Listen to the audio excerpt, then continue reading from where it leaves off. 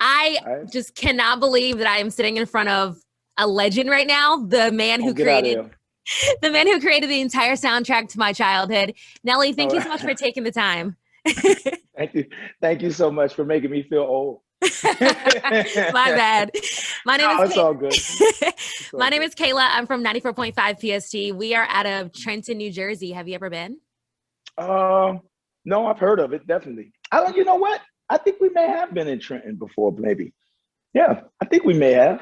Well, I you think have we may have. a lot of fans here, and they submitted a Okay, bunch of questions for you that we're going to ask at the end, if that's okay.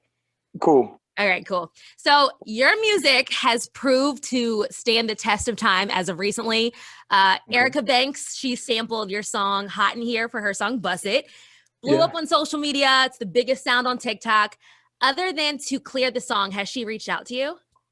Uh, we've talked, well, not a lot of communication like that, but she definitely said thank you and a lot of stuff via DM and things like that. So, you know, not really had a conversation, but more of a hey, congratulations, and she, hey, thank you, and things like that. So, but I'm happy for her, man. I mean, congratulations to her. I'm happy for anybody that gets a chance to live out a dream. You know what I mean? So, I'm happy it worked out for Absolutely. I think about how the fact that you've been in the game for a long time and how things have, her. drastically changed when it comes to what's acceptable and appropriate these days.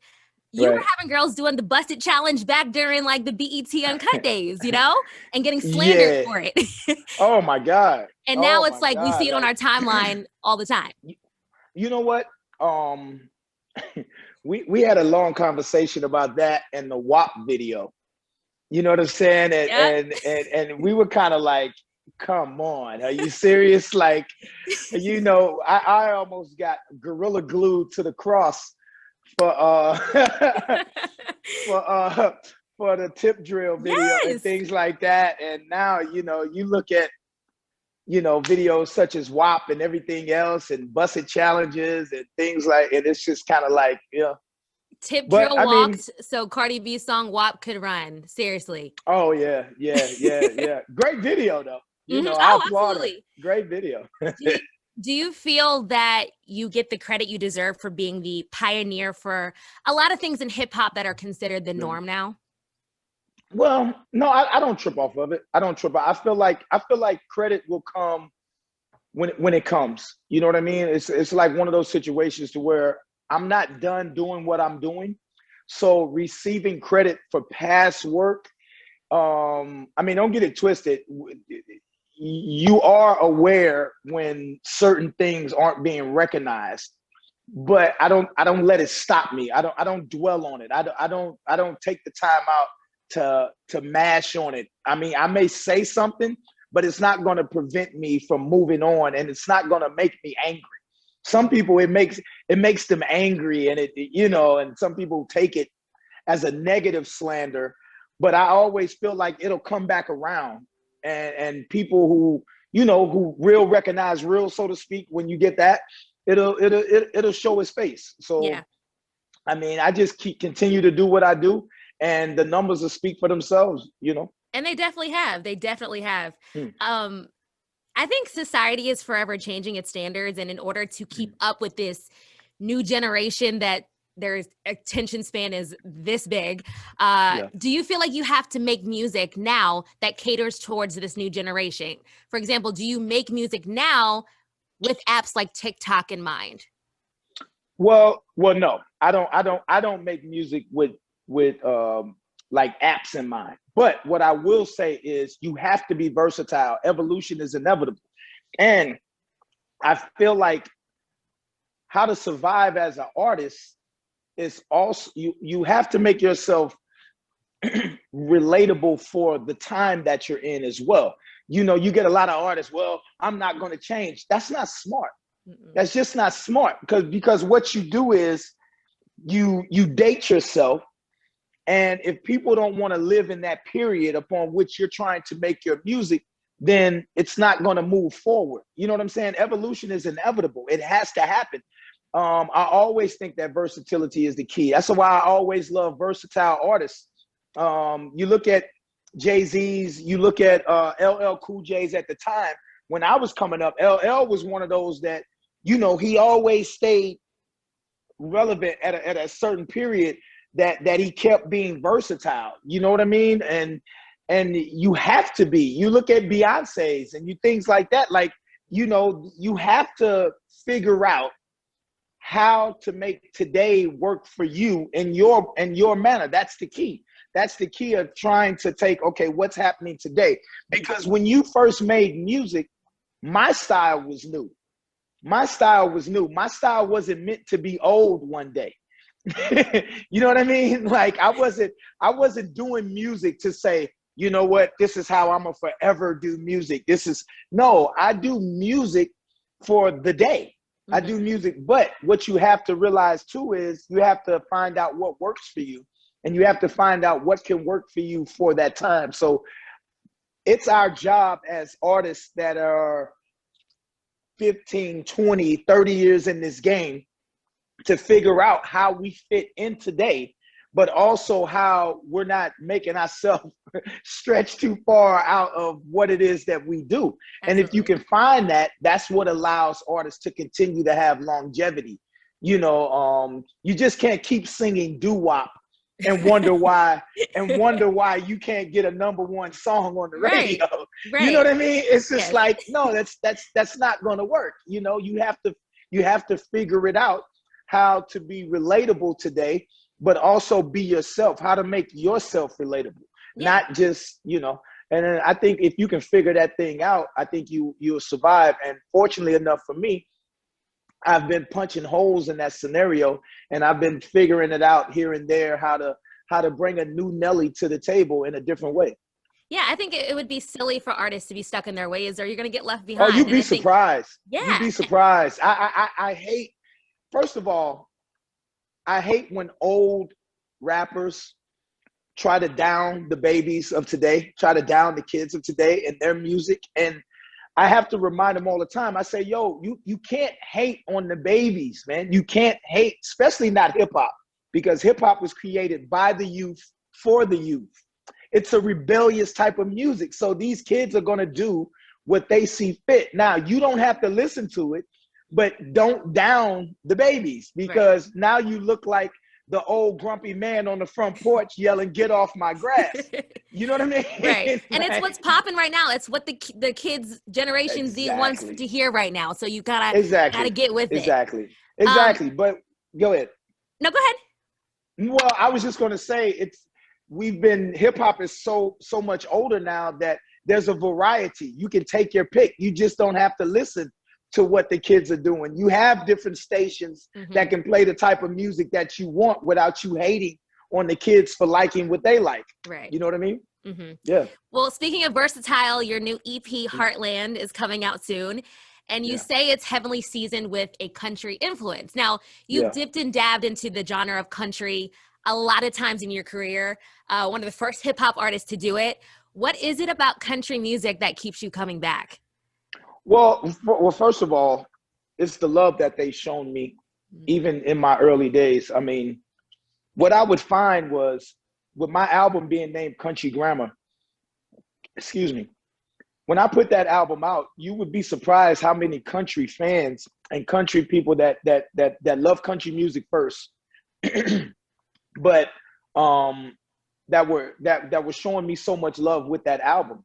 So when I had a chance to do the Over and Over, and my label kind of looked at me like I was crazy and thought I was going to ruin my career. And they were like, yo, what do you mean you want to do a song with Tim McGraw? Are you crazy? What is this? Oh my God. He's unheard of. You know, it was like a lightning bolt had hit Universal Records in a bad way. You know, here you got the money guy talking about he wants to try something that has basically never been done before. But what I was finding out was that my fans were so supportive of me doing different music. And if you had a chance to look at my history, like Nellyville doesn't sound like Country Grammar, the album, and Sweatsuit doesn't sound like Nellyville. So what I was able to find out is I could do different variations of different music that could hit different charts, but that was successful. So I like to call that musically free. So here, being in Missouri, being born in Texas, country music was something that my uncle put me on a long time ago, may he rest his soul. And he did it through Lionel Richie, because Lionel Richie is one of the greatest songwriters of all time. Absolutely. And even though he was from the Commodores and he's, you know, R&B and pop and all that, he wrote a lot of country music. And The Gambler was one of the first guys that I ever heard, Kenny Rogers, and things like that. And then, you know, you just explore, because I love songwriting. I love writing. It doesn't matter. I love when people can hear that this song was written by somebody that they never thought it would be. So, you know, I took on that persona and I got more and more into country, and I started listening to the greats, George Strait, Hank Williams, Garth Brooks, Shania Twain's, Dolly Parton's, and you move on up to, you know, FGL's Now, and you know what I'm saying, Thomas Rhett, and just various different people, Chris Lanes. And you figure out now that you have all these people that love country music that are like 40, 45 and under, but they love hip hop. Mm-hmm. They grew up listening to hip hop. And I just thought that it was a bridge there that was untapped. And fortunately enough, I was like, yo, you know, I love doing different things. And I found a lane that nobody was tapping into. And I was like, yo, if you could be that person to tie these two musics together, I mean, there's no telling where you could go or who you could be. And fortunately enough, you know, both sides of what I do allow me to be that person. Yeah. But you still are one of the few people to only do it, because I was actually reading this new study that says that artists of color are still vastly underrepresented in country music, country radio, Nashville labels. Why do you think that is? I mean, just like anything else in this country, it just takes time. But I mean, I think we're pushing.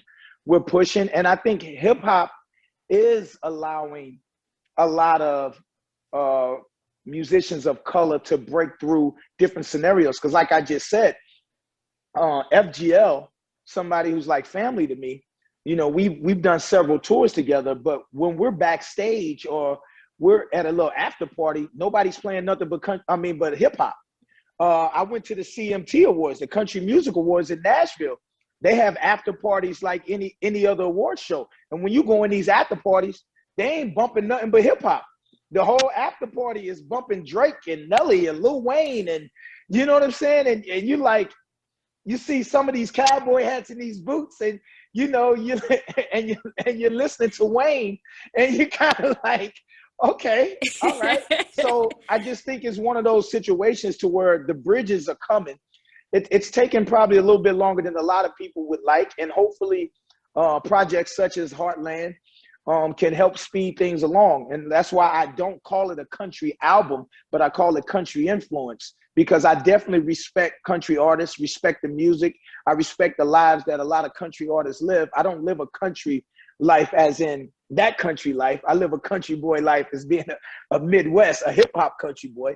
You know what I'm saying? But yeah, I think this is one of those projects that I think can help speed things along. Yeah, and we're excited to hear it. And I definitely think that artists like you, Lil Nas X, Kane Brown are definitely changing the narrative that surrounds country music when it comes to hip hop. And you've collabed with Kane Brown, which was awesome. Has the opportunity came up to collab with Lil Nas X? No, you know what? I actually did a remix for one of Lil Nas X's songs that I guess my man didn't use. What? Hey, can you tell us what song it was? I don't know. What song was it? I think it was one with him and Cardi B. Rodeo? It was the one with Rodeo. Rodeo. What happened, Lil Nas? We want to hear it. I don't know. I don't know, bro. I don't know. I guess Nelly didn't make the cut. Dang. You know what I mean? So, but gonna do the OG like that? hey, it is what it is. But you know what I'm saying? We out here right now. A little bit is popping. It is. Speaking of a little bit, you teamed up with Florida Georgia Line for the second time, and I swear every time you guys link up, it's magic. Can you tell us a little bit about your relationship with the guys and the chemistry that you guys have? Yeah, you know, ever since we did Cruise 2013, I had the pleasure of watching these guys go from being, you know, kind of new artists and bachelors to this monster career, family guys with kids now. And ever since we did Cruise, you know, we did like two big tours together, a bunch of one-off shows, a few stadiums here and there. And we just got to know each other. Our chemistry matches, and we are like family. You know, we hit each other about random stuff. I would hate to expose our text messages and things like that we talk about. But yeah, man, it's crazy. I love those guys, man. I'm so happy to see them getting the chance to be the people who they've always wanted to be. I love BK, I love Tyler, and the whole Tree Vibes gang over there. And you know, we just get together, man, and we have dope chemistry. It's never nothing where we're trying to figure out what to do. I think it's just something about once we get together, it happens. Yeah. Well, we love the song. We're playing the song. Your fans love the song and request the song. It's amazing. Thank you so much. Song of the summer. That's what I'm thinking. I'm calling it already. I hope so. I hope so. Thank you. Like I said, you're a legend. You've won 3 Grammys. You've been nominated for 12. Did you get the chance to watch the Grammys this past weekend? No, I didn't. No? I didn't get a chance. No, I didn't get a chance to see it. I saw some of the performances via clips. Yeah. And via everything. But I did not get a chance to see it. Well, I'm sure you know a lot of your peers in the industry are claiming that the Grammys are corrupt and sexist and rigged, and they've been boycotting it. You know, artists from like Justin Bieber, Halsey, The Weeknd, Lil Wayne just tweeted F the Grammys the other day. Do you feel that the Grammys don't hold as much weight as they used to? And do you believe that they are rigged, as people are saying? Well, you know what? I think the Grammys is one of those things that they fail sometimes to catch up with the times. You know, I think they're still creditable. They're still creditable, I guess, if you want to say it like that. But it's one of those situations to where I think if it's not fixed soon, and if this rift in it between artists is not mended, because I can complain just as well about the Grammys. You know, I never got nominated for Best New Artist for the Grammys, which we thought was amazing, considering Country Grammar was one of the biggest things to hit. Right. But we never got nominated for Best New Artist or anything like that at the Grammys. And I definitely think the Grammys has a lot to be fixed. But I think, you know, when I grew up, the Grammys was everything. You know, definitely as far as what music was and to be accomplishing something. But I think it's got a lot of work to do, and I can see a lot of artists being frustrated with it. So I'm not going to knock them for having their frustrations, because I'm pretty sure they can explain what it is to you. But I've had my frustrations with the Grammys as well. So, but again, I think it's something that can be fixed. I think it's just up to the Grammys to see if they're going to work hard enough to fix it. Yeah, absolutely. Well, congratulations on 20 years of your debut album, Country Grammar. Literally changed the game. If you haven't watched Country Grammar, the documentary, it's on YouTube.